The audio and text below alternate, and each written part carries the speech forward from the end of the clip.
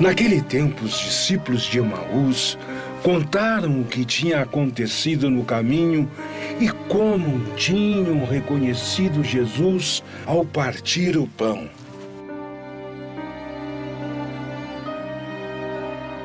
Ainda estavam falando quando Jesus apareceu no meio deles e disse: "A paz esteja com vocês."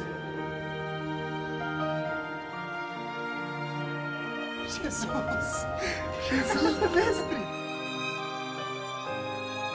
Espantados e cheios de medo, pensavam em estar vendo um espírito. Então, Jesus disse: Por que vocês estão perturbados? E o coração de vocês está cheio de dúvidas. Um espírito não tem carne, nem ossos, como vocês estão vendo que eu tenho.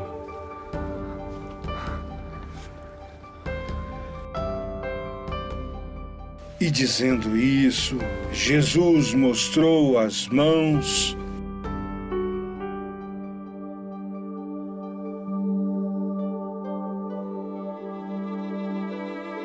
e os pés.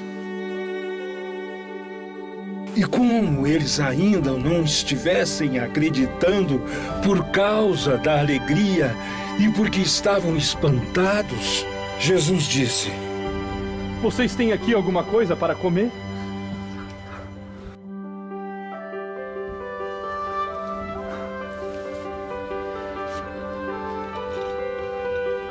Vamos.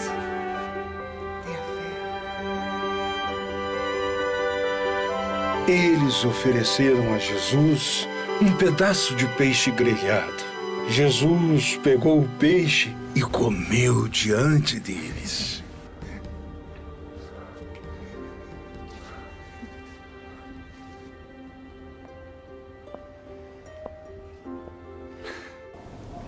Shalom. Convido-vos a olharmos a primeira leitura como uma sequência, ou se quisermos, como corolário do Evangelho de hoje. Depois de curar o coxo junto às portas do templo, Pedro faz uma profissão de fé.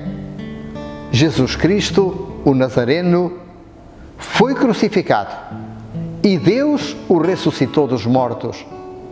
E nós somos testemunhas. Fixemo-nos no texto. À palavra de um simples pescador da Galileia, um coxo é curado. E em vez de chamarem a si os louros da cura, Pedro e João atribuem o facto ao poder de Jesus, o crucificado. E esta constitui a prova mais concreta da sua ressurreição. Basta pronunciar o seu nome e o coxo fica curado. O morto não poderia fazer isso. Por isso, Pedro e os outros apóstolos se assumem como testemunhas da sua ressurreição. As obras que realizam em seu nome, no nome de Jesus, são a prova. Eles apenas dão continuidade àquilo que o próprio Jesus havia realizado enquanto estava conosco. Que obras são essas? Jesus veio trazer a boa notícia de que Deus amava a humanidade. Ele próprio se fez sacramento desse amor, não apenas pela palavra, mas sobretudo pelos sinais que realizou. Curava os doentes, alimentava os famintos, gerava dignidade e respeito pelos marginalizados. Quer dizer, a sua morte é o culminar de uma vida de entrega, de doação, de serviço, até às últimas consequências. Mas a ignorância dos homens e dos chefes conduziu à ignomínia da cruz, sinal do desprezo com que o rejeitaram. Mas os desígnios de Deus realizam-se sempre. Ele veio para ser libertação, para ser salvação. Por isso, Deus o ressuscitou manifestando assim que ele é que tinha razão. Jesus era de facto o seu enviado. A ressurreição é a resposta de Deus. Não apenas ressuscita o Filho desprezado, como associa à sua glória todos os que aceitarem, todos os que aderirem ao seu nome. E isto é fé. Arrependei-vos e convertei-vos, para que os vossos pecados sejam perdoados, diz Pedro. Quer dizer, o amor de Deus sai sempre vencedor, mesmo quando tudo parece ruir. O seu projeto não pode ser desfeito pela injustiça, pela malvadez dos poderosos e dos ímpios. Deus sabe tirar partido até do nosso pecado. Converter-se a Cristo significa assumir-se como seu seguidor, como seu enviado para realizar as suas obras. Curar os coxos, dar vista aos cegos, é pôr-se ao serviço da dignidade e da libertação humana, manifestando assim a presença e a ação do ressuscitado. Esta é a atitude do discípulo. O ressuscitado torna-se modelo de todo o agir humano. O Evangelho vem na continuidade do episódio dos discípulos de Emaús. Quando estes regressam a Jerusalém, quer dizer, quando voltam à comunidade e narram o acontecimento, quer dizer, fazem o anúncio e testemunham, o próprio ressuscitado se coloca no meio deles e o saúda. Shalom, a paz esteja convosco. Não é fácil, com a nossa cultura ocidental, entendermos esta linguagem, tanto mais que ela foi escrita há cerca de 2000 anos. Mas se pretendermos buscar informações jornalísticas, enganamo-nos redondamente. A narração de Lucas é estranha. Por um lado, percebemos a alegria e o entusiasmo dos discípulos. Por outro, o espanto, o medo, a dúvida. Num momento se diz que ele surge no meio deles estando as portas fechadas. E de repente, ele próprio pede alguma coisa para comer e come à frente deles uma posta de peixe. Lucas não pretende informar-nos do acontecimento ressurreição, mas da experiência da comunidade com o ressuscitado. Ao relatar-nos a estupefação e o medo diante do ressuscitado, o evangelista só pretende transmitir-nos a experiência do sobrenatural feita pelos próprios discípulos. O ressuscitado faz parte do mundo de Deus. A sua morte fez com que passasse desta vida a uma outra bem diferente, que é a vida de Deus. Ele é Deus, é o Senhor, o totalmente outro. E diante dele, o coração sente-se perturbado.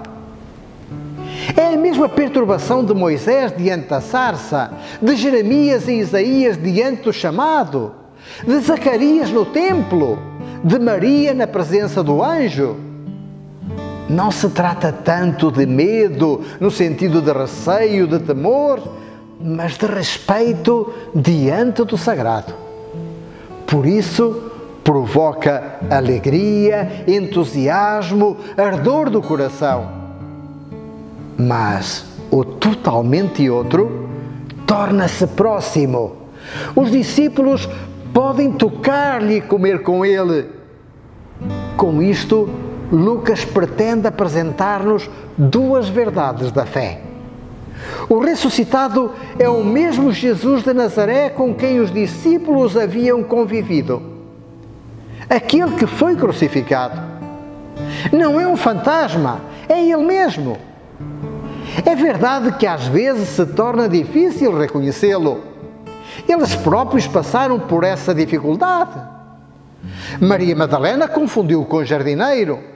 Os discípulos de Emaús com um peregrino. Mas esse é o processo da fé. A fé é um processo de vida, é um caminho.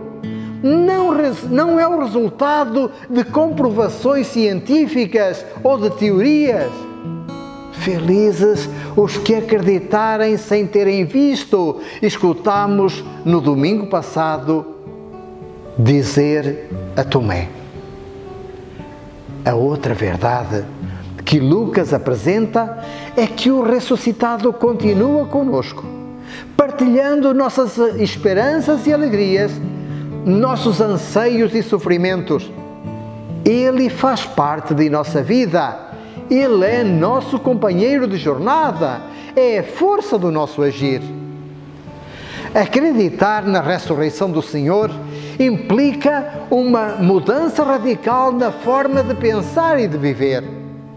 À luz da ressurreição, nossa vida ganha sentido e podemos finalmente estabelecer um projeto vital que nos faz encarar o mundo e a história como espaços onde o reino acontece, onde Deus se revela e o Evangelho se torna verdade.